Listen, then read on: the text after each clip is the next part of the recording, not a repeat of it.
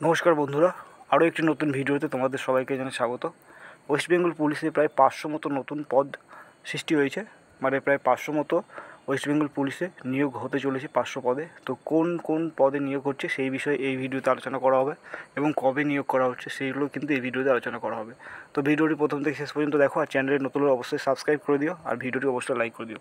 তো কী বলা হয়েছে যে প্রায় 700-র বেশি পদে অনুমোদন দিল রাজ্য মন্ত্রিসভা। এর মধ্যে অর্ধেকের বেশি পদে প্রস্তাব রয়েছে পুলিশে। বুধবার মন্ত্রিসভার বৈঠক হয় নবান্নে। সূত্রের দাবি, ওই বৈঠকে 675টি পদ তৈরির প্রস্তাবে অনুমোদন দিয়েছে মন্ত্রিসভা। তার মধ্যে দমকল বিভাগে রয়েছে 166, মাদ্রাসায় 12টি। তারপর দেখো যে স্বরাষ্ট্রের 3টি পদ ছাড় মিলেছে, স্বরাষ্ট্র দপ্তরের 3টি। সবচেয়ে বেশি পদের অনুমোদন দেওয়া হয়েছে পুলিশে, সেখানে সাব ইন্সপেক্টর নিয়োগ করা হচ্ছে 494টি।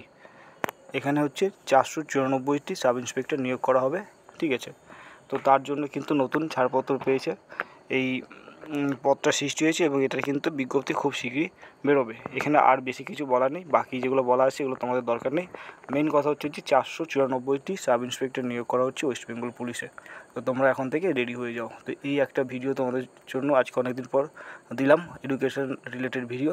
তো ভালো লাগলে লাইক করে দিও, আর এমনি যেমন ব্লগ আসছে সেগুলো আসবে এবং এডুকেশন রিলেটেড ভিডিও কিন্তু তোমাদের জন্য দিয়ে থাকি, এগুলো আসবে। তো চলো বন্ধুরা, ভালো থেকো, টাটা।